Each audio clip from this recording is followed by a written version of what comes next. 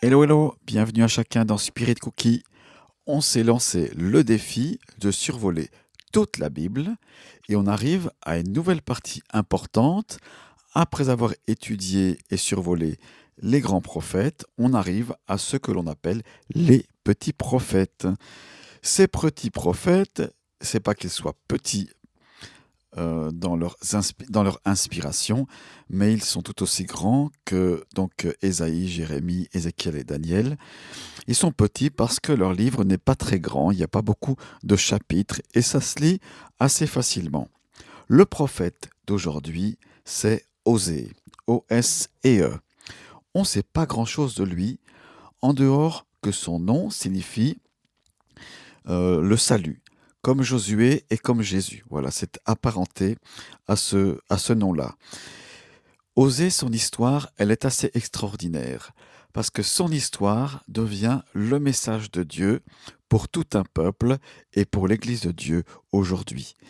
Il vit des déboires conjugaux, une situation maritale difficile, parce que son épouse, celle qu'il a prise et qu'il a mariée, c'est une ancienne prostituée.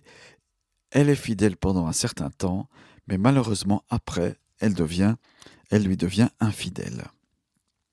Il y a une petite mention qui nous permet un petit détail concernant la vie de ce prophète, c'est que le nom de son père semble indiquer qu'il venait d'une famille aisée et considérée. Ce qu'il faut savoir sur ce livre, c'est que notre prophète du jour est le seul qui prophétise dans le royaume du Nord. Rappelez-vous, après le règne de Salomon, Israël s'est divisé en deux parties. Au nord, il y avait les tribus dites du nord, au nombre de 10, et au sud, la tribu de Benjamin et la tribu de Juda. Le royaume du nord, donc c'est les 10 tribus, hors Benjamin et hors Juda. C'est le seul prophète, donc Osée, qui est né dans les 10 tribus séparées et qui est séparé de la dynastie de David. Il donne des avertissements, occasionnellement il le fait aussi au royaume du sud, au royaume de Juda.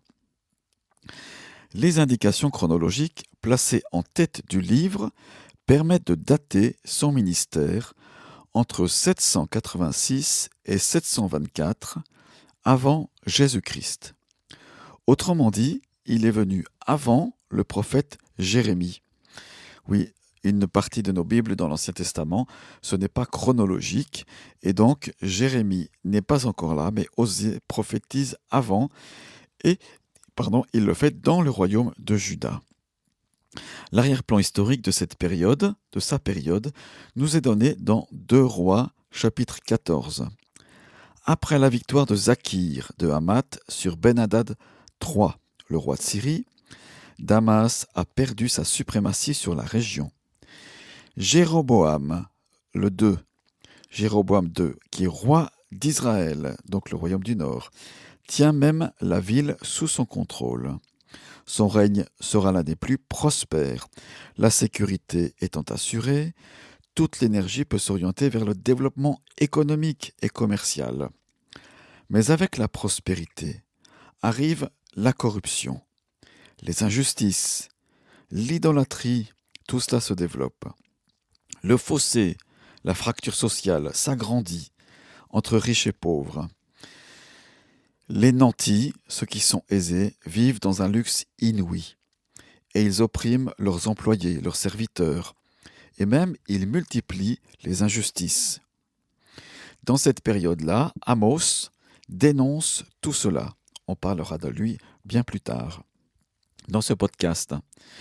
Après la mort de ce roi Jéroboam II, la situation donc se dégrade rapidement, la prospérité économique sombre, la foi n'est plus là, il y a beaucoup d'usurpateurs qui s'emparent du pouvoir et qui sont renversés par des intrigants. Voilà, ça se bouleverse, c'est une période très sombre à ce moment-là. Le ministère d'Osée est donc poursuivi jusque peu avant la chute de Samarie. On est donc avec Osée dans cette période très sombre après la prospérité économique. Osée est contemporain d'Ésaïe, le grand prophète, ainsi que de Michée, qui est en Juda. Parlons du livre lui-même. Il y a plus de 10 chapitres.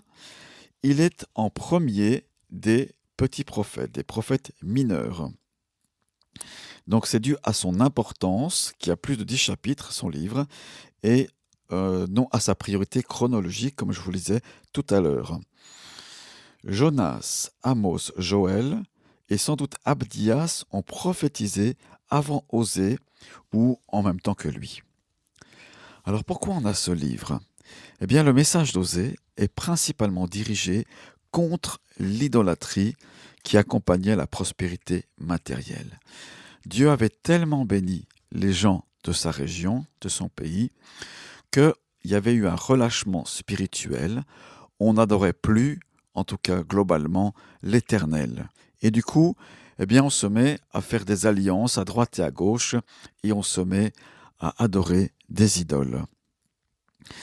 Dès son entrée en Canaan, Israël a été confronté au culte de Baal, dieu de la pluie et de la fertilité. Rappelez-vous, Élie a lutté contre 400 prophètes de Baal, qui étaient bien établis pourtant en Israël, dans la terre de Dieu. Le culte de l'Éternel lui-même subsistait des influences corruptrices de l'idolâtrie. Au temps d'Osée, la masse du peuple qui adhérait au culte corrompu de Baal et d'Achéra, le plus immoral de tout l'Ancien Orient, eh bien, ça s'est accru.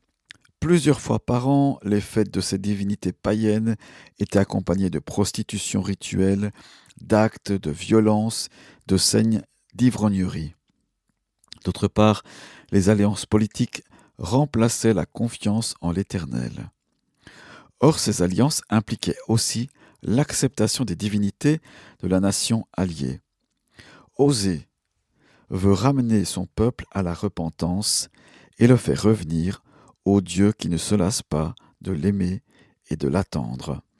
Voilà un prophète qui a dû être controversé, voilà un prophète qui a lutté de toute sa force contre l'énergie ténébreuse qui commençait à recouvrir son pays, et il a été certainement dans la crainte, dans le souci, et son cœur était brisé de voir cela, le Dieu d'amour qui était rejeté. Alors le livre, justement, commence par une histoire, celle d'un mariage. Osée se marie avec Gomère, et assez rapidement, il y aura des malheurs conjugaux. Donc Dieu demande d'épouser cette femme prostituée qui, en quelque temps, plus tard, devient infidèle. Alors certains se posent la question, mais est-ce que c'est une histoire réelle? Est-ce que c'est seulement imaginaire pour être une parabole? En fait, tout porte à croire, et même chez les théologiens non évangéliques, tout porte à croire que c'est une histoire vraie, une histoire vécue, mais qui a une portée symbolique, voire plus que ça, qui a une portée prophétique. À travers l'histoire d'Osée et de Gomère, Dieu montre son amour, sa passion pour son peuple et pour son Église. Dieu a un cœur brûlant pour toi et pour moi, et pour l'Église universelle ainsi que l'Église locale. Dans l'histoire du peuple hébreu, il y a eu des hauts et des bas au niveau de l'amour du peuple de Dieu pour l'Éternel. Rappelez-vous, dans le désert, le peuple hébreu a failli. En un jour, ils ont adoré un veau d'or fait par les mains d'Aaron, le frère de Moïse.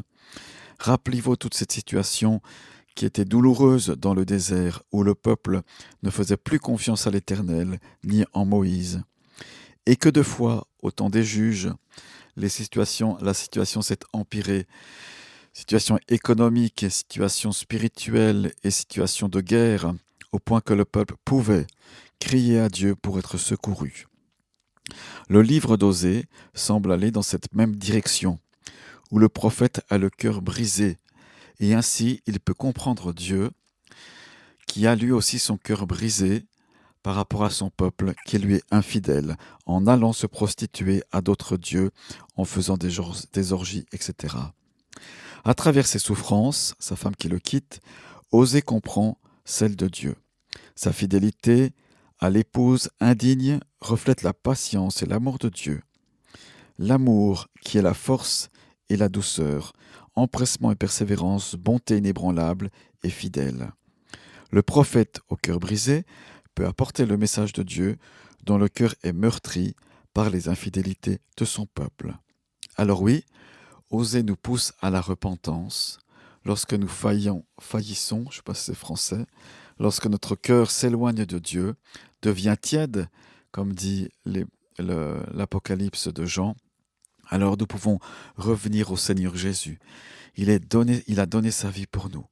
Et si aujourd'hui, toi qui es refroidi avec Dieu, toi qui ne vas plus à l'église, ton cœur est éloigné de lui, alors c'est le moment de se tourner vers Jésus-Christ, de retrouver ta famille spirituelle et de pouvoir à nouveau sceller l'alliance que tu avais faite avec lui par les eaux du baptême.